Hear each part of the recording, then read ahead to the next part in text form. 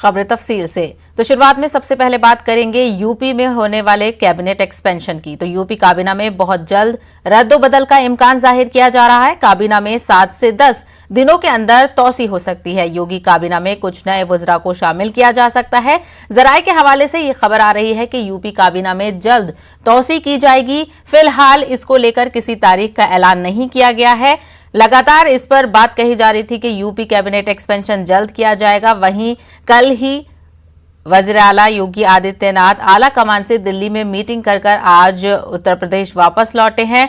उसी के बाद से ये कयास आराइयां लगाई जा रही हैं कि जल्द ही काबीना में एक्सपेंशन किया जाएगा।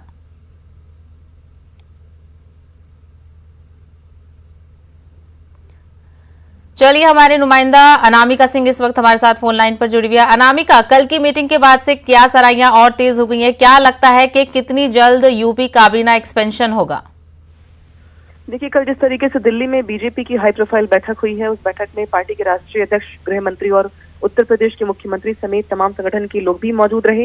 इस बैठक में एमएलसी के जो 4 सीटें खाली हुई हैं उसको लेकर चर्चा हुई है और इसी के साथ ये भी माना जा रहा है कि चुनाव से पहले मंत्रिमंडल विस्तार हो सकता है। हालांकि ये चर्चाएं काफी लंबे समय से हैं, लेकिन अब ये माना जा रहा है कि बहुत जल्द रक्षाबंधन के आसपास मंत्रिमंडल विस्तार को लेकर जो सुगबुगाहट है वो और ज्यादा तेज होगी और मुख्यमंत्री योगी आदित्यनाथ राजभवन में जाके समय लेंगे, जिसके बाद मंत्रिमंडल का विस्तार होगा। अब बहुत सारे नाम है ऐसे हैं इस फहरिस्त में जिनको शामिल किया जाना है। हालांकि उत्तर प्रदेश सरकार में 3 मंत्री ऐसे हैं जिनका कोरोना से निधन हो चुका है, जिसके बाद उनके विभाग भी खाली हैं। इसके अलावा भी बहुत सारे नए चेहरों को शामिल किए जाने की बात लंबे समय से चल रही है। लेकिन कल जो दिल्ली में बैठक हुई है उसके बाद इस सुगबुगाहट को ज्यादा बल मिल रहा है और ये माना जा रहा है कि आने वाले हफ्तों में उत्तर प्रदेश मंत्रिमंडल का विस्तार हो सकता है, जिसमें नए चेहरों को भी तरजीह मिल सकती है। नए चेहरों के अलावा क्या अनामिका ये भी कहा जा रहा है कि कुछ जो ऑलरेडी मंत्री हैं उनकी तब्दीली होगी, उनके कामों से उनको हटाया जाएगा? क्या ऐसी भी कुछ खबर है? और देखिए, इसकी भी सुगबुगाहट तेज है क्योंकि बहुत सारे मंत्री ऐसे हैं जिनकी रिपोर्ट्स बहुत अच्छे नहीं है और ये भी माना जा रहा है कि उनका टिकट भी कट सकता है। लिहाजा चुनाव से पहले पार्टी एक मजबूत टीम तैयार कर रही है जो चुनाव प्रचार से लेकर के अहम भूमिका निभाएगी पार्टी के लिए। ऐसे में ये माना जा रहा है कि बहुत सारे मंत्रियों के विभागों में बदलाव हो सकते हैं और कुछ मंत्रियों के मंत्री पद से छुट्टी भी हो सकती है। तो ऐसे में भी कुछ भी कहना जल्दबाजी होगी, लेकिन इतना जरूर माना जा रहा है कि 2022 के चुनाव से पहले चूंकि पार्टी खुद को मजबूत करना चाहती है मजबूत टीम के तौर पे, लिहाजा बड़े बदलाव की गुंजाइश है आने वाले दिनों। बिल्कुल, तो 2022 की तैयारियां शुरू कर दी हैं। हालांकि फिलहाल अभी 53 मंत्री इसमें हैं, तो 7 से 10 लोगों को इसमें शामिल किया जा सकता है। वहीं ये भी कहा जा रहा है कि कुछ मंत्रियों को उनके पद से हटाया भी जा सकता है। अनामिका, बेहद शुक्रिया हमसे बात करने के लिए। आगे बढ़ेंगे। पीएम मोदी ने वीडियो कॉन्फ्रेंसिंग के जरिए सोमनाथ मंदिर के कई तामीराती प्रोग्रामों का इफ्तिताह किया और अपने खिताब में कहा कि कदीम ढांचों में जदीद हिंदुस्तान की तामीर हो रही है। पीएम मोदी ने सोमनाथ मंदिर के साथ साथ राम मंदिर का भी हवाला दिया।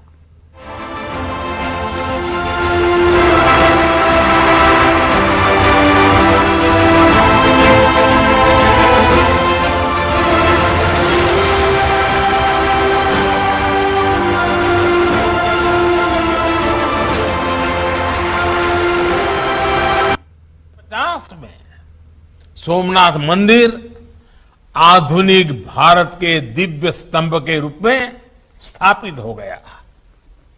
कठिनाइयों के सौहार्दपूर्ण समाधान की प्रतिबद्धता के साथ आज देश और आगे बढ़ रहा है। आज राम मंदिर के रूप में नए भारत के गौरव का एक प्रकाशित स्तंभ भी खड़ा हो रहा है। साथियों, हमारी सोच होनी चाहिए इतिहास से सीखकर वर्तमान को सुधारने की, एक नया भविष्य बनाने की। इसलिए जब मैं भारत जोड़ो आंदोलन की बात करता हूं तो उसका भाव केवल भौगोलिक या वैचारिक जुड़ाव तक सीमित नहीं है। ये भविष्य के भारत के निर्माण के लिए हमें हमारे अतीत से जोड़ने का भी संकल्प है। इसी आत्मविश्वास पर हमने अतीत के खंडहरों पर आधुनिक गौरव का निर्माण किया है। कोरोना के 36,571 नए मामलों की तस्दीक हुई है। एदाद-ओ-शुमार के मुताबिक पिछले 24 घंटों में 540 अमवात दर्ज की गई हैं, जबकि इसी दौरान 36,555 मरीज सेहतियाब हुए हैं। मुल्क में कोरोना के 3,63,605 एक्टिव मामले हैं, जबकि मुल्क में कोरोना का रिकवरी रेट 97.54% है। वजारत सेहत की जानिब से जारी करदा एदाद-ओ-शुमार के मुताबिक मुल्क में अब तक 57 करोड़ से ज्यादा लोगों को वैक्सीन दी जा चुकी है।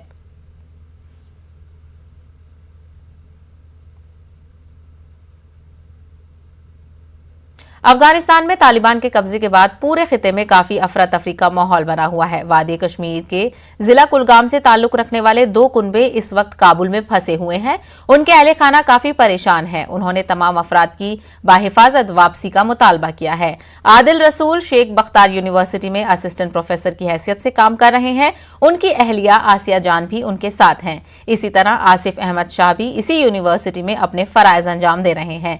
इस हवाले से जम्मू कश्मीर के LG मनोज सिन्हा ने भी उनकी मदद की यकीन दहानी कराई थी। ताहम इस वक्त ये दोनों अफगानिस्तान के एक शादी खाने में पनाह लिए हुए हैं और हुकूमत हिंद की मदद का इंतजार कर रहे हैं। वहीं अफगानिस्तान में तालिबान की हुकूमत के बाद जिस तरीके से लोग परेशान हैं, कुछ ऐसा ही हाल दिल्ली में रहने वाली अफगान खवातीन का भी है। दिल्ली में रहने वाली अफगानिस्तानी खवातीन ने तालिबान के कब्जे पर तशवीश का इजहार किया है। दिल्ली में अफगानिस्तानी खवातीन से बातचीत की हमारी नुमाइंदा रचना ने।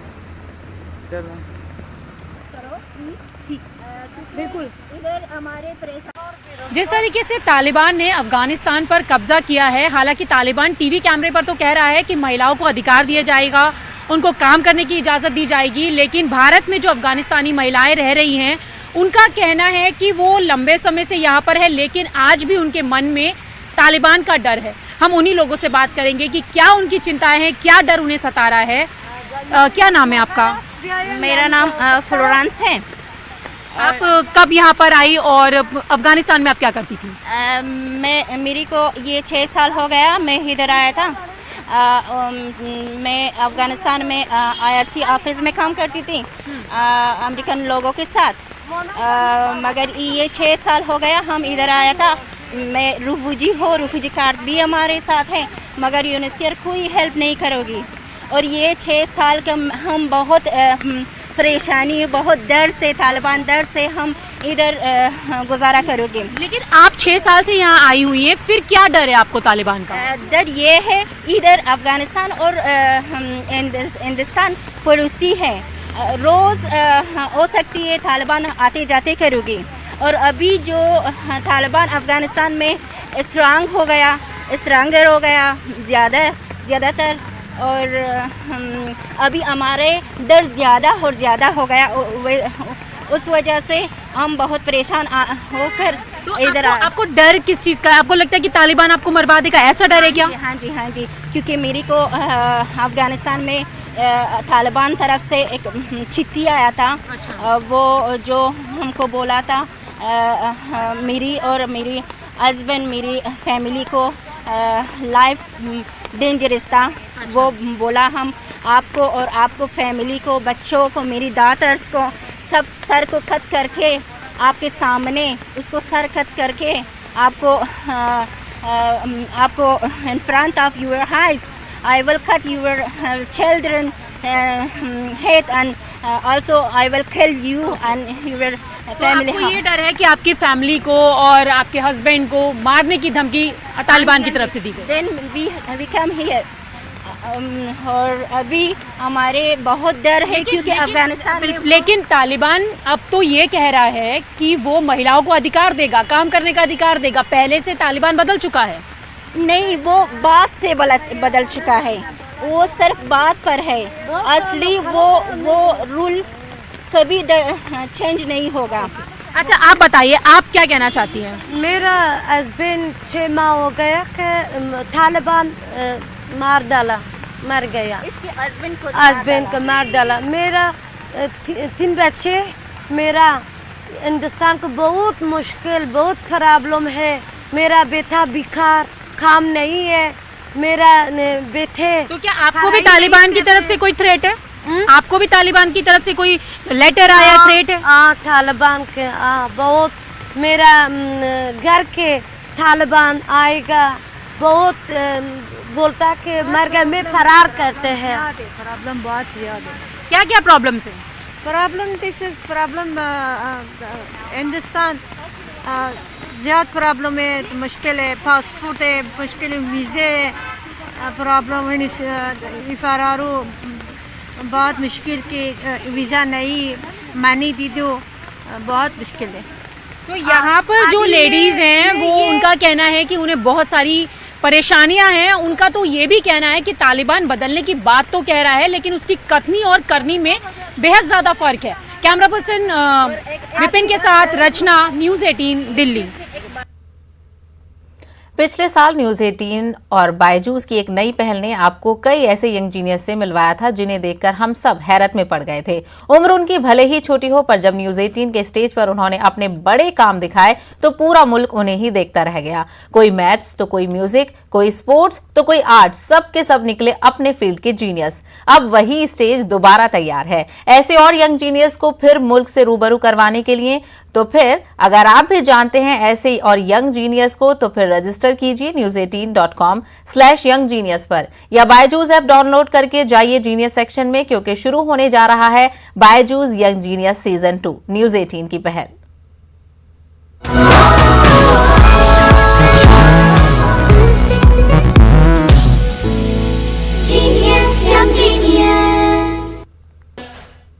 मुल्क भर में आज यौम आशूरा बड़े ही अकीदत व एहतराम से मनाया जा रहा है। हजरत इमाम हुसैन रजी अल्लाह ताला अन्हा और उनके साथियों ने इस्लाम की सरबुलंदी और हक व सदाकत की बालादस्ती के लिए मैदान करबला में अपनी जानों का नजराना पेश करके अजीम कुर्बानी दी थी, जिसकी याद में यौम आशूरा आज पूरे मजहबी अकीदत व एहतराम के साथ मनाया जा रहा है।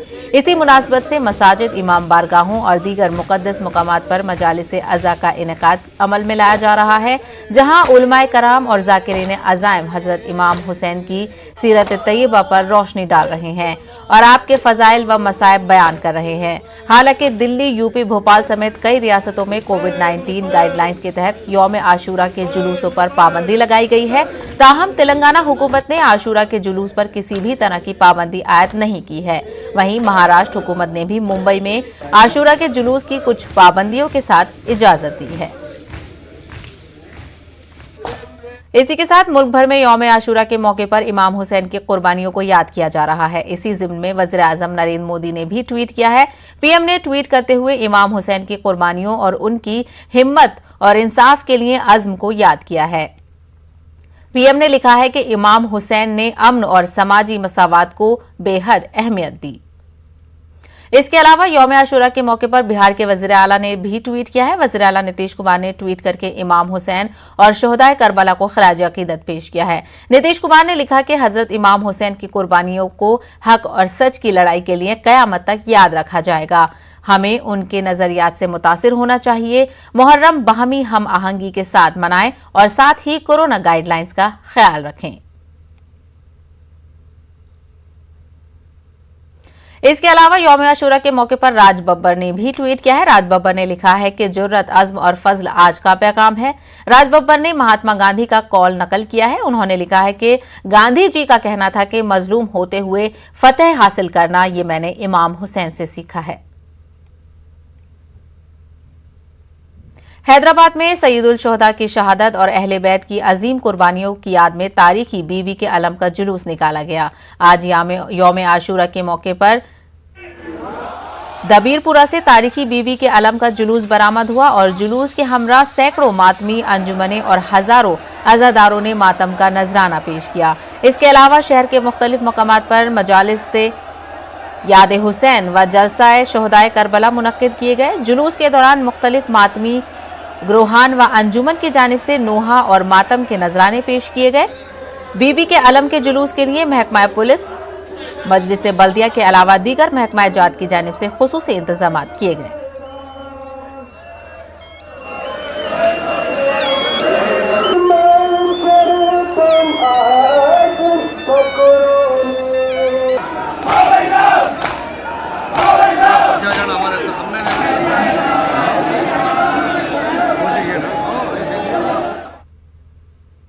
कर्नाटक भर में भी आज यौम आशूरा मनाया जा रहा है। कोरोना वबा की वजह से हुकूमत ने जुलूस पर पाबंदी आयद की है। सिर्फ मजलिसों का इनेकाद किया जा रहा है। बेंगलुरु में मस्जिद अस्करी के अतराफ पुलिस का सख्त पहरा है। सुबह यहां आमाले आशूरा अदा किए गए, उसके बाद मजलिसों का इनेकाद किया गया। अंजुमन इमामिया के तहत यौम आशूरा के लिए खुसूसी इंतजाम किए गए हैं। हमारे नुमाइंदे ने अंजुमन इमामिया बेंगलुरु के सदर सैयद जामिन रजा से खास बातचीत की।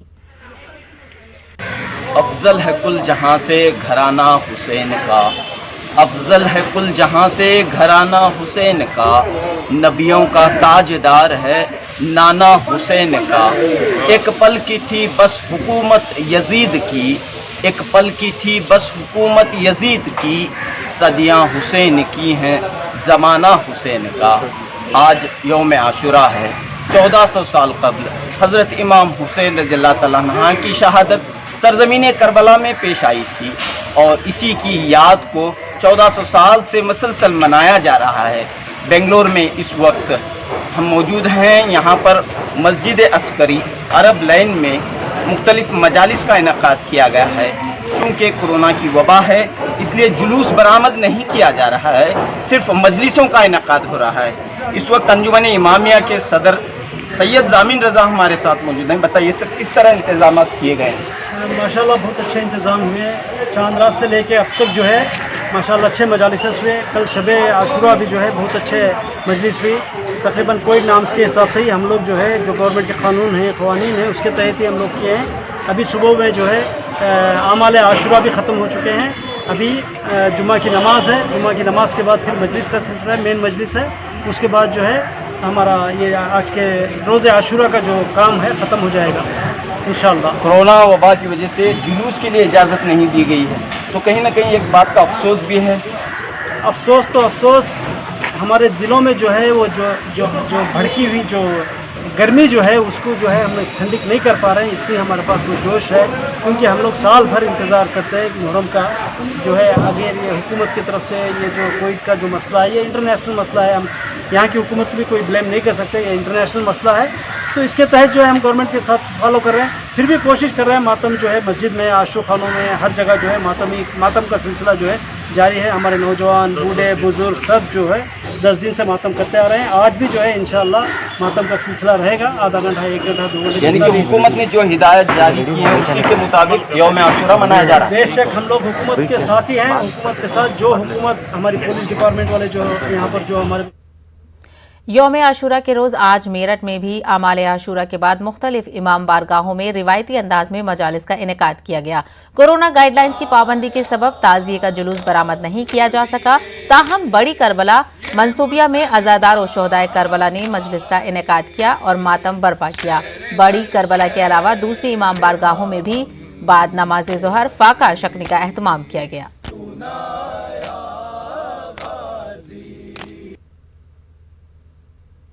लगातार दूसरे साल माह मुहर्रम में मजालिस का इनेकाद तो किया गया लेकिन जुलूसों पर पाबंदी थी और इसकी वजह से जुलूस नहीं निकाले गए। लेकिन यौम आशूरा को जिस तरह से प्रोग्रामों का इनेकाद किया जाता है और शोहदाए करबला को खराज अक़ीदत पेश की जाती है, अज़ादारान हुसैन अपने मातम ज़नी से, सीना कूबी से और मजालिस के ज़रिए जिस तरह से ताबूत उठा के, अलम उठा के और अपना नजराना अक़ीदत शोहदाए करबला को पेश करते हैं, वो इस साल जुलूसों का इनेकाद नहीं किया गया। लेकिन इमाम बारगाहों में मजालिस का इनेकाद किया गया है कोरोना गाइडलाइन को फॉलो करते हुए। आप देख सकते हैं कि इस वक्त हम मेरठ की मनसबिया अरबी कॉलेज की करबला में यहाँ पर मौजूद हैं और यहाँ पर इस वक्त यौम आशूरा के रोज़ कसीर तादाद अज़ादारान हुसैन की होती थी और मजालिस का सिलसिला सुबह से ही शुरू हो जाता था। ताबूत यहाँ पे दफन किए जाते थे, ज़री जो है वो दफन की जाती थी। जो लोग अपने घरों पर जो है ताज़िए रखते थे वो यहाँ आके करबला में दफन किए जाते थे। लेकिन ये सिलसिला क्योंकि जुलूस की शक्ल में नहीं हो सकता था और पाबंदी थी, तो इसलिए लोग अपने घरों से 2-2, 4-4 के तादाद में निकल के और उन्होंने ताज़िए अपने इलाकों की करबला में दफन किए हैं। और यहाँ पर इस वक्त हमारे साथ अज़ादारान हुसैन यहाँ मौजूद हैं। किस तरह से वो इस साल जो है वो मजालिस को का इनेकाद कर रहे हैं और किस तरह से आज यौम आशूरा के रोज़ प्रोग्रामों का इनेकाद हुआ है, किस तरह आप लोगों ने प्रोग्राम किए हैं आज? कोविड प्रोटोकॉल को ध्यान में रखते हुए जो सरकार की तरफ से गाइडलाइन हमें हाजिर मिली थी, उस चीज़ को पूरा ध्यान में रखते हुए, हर चीज़ का ध्यान में रखते हुए कि लोगों को परेशानी ना हो और कोविड का कोई भी उल्लंघन ना हो, हमने जो भी चाहे वो हमारी सबील हो, चाहे वो हमारी अज़ादारी हो, चाहे वो कुछ भी चीज़ हो, हम लोगों ने उसका पूरा ठीक से ध्यान रखते हुए उसे करा है। आज यौम आशूरा के रोज़ कोरोना वबा के दौरान बाहमी इमदाद और इन्हिसार का जज्बा मुस्तहकम हुआ है। मुल्क इस वबा से मुत्तहिद होकर मुकाबला कर रहा है। टीकाकारी के ऐलान के बाद हम बेहतर ताउन करें, जिससे हम कोरोना को मात देने की जानिब कदम बढ़ा सकें। नेटवर्क 18 इस मुहिम में हर कदम पर आपके साथ रहेगा। जब तक सभी महफूज नहीं, तब तक कोई महफूज नहीं होगा। इसी सोच की बुनियाद पर हमारी मुहिम संजीवनी का मकसद ये यकीनी बनाना है कि वैक्सीन पाना सभी हिंदुस्तानियों का हक है।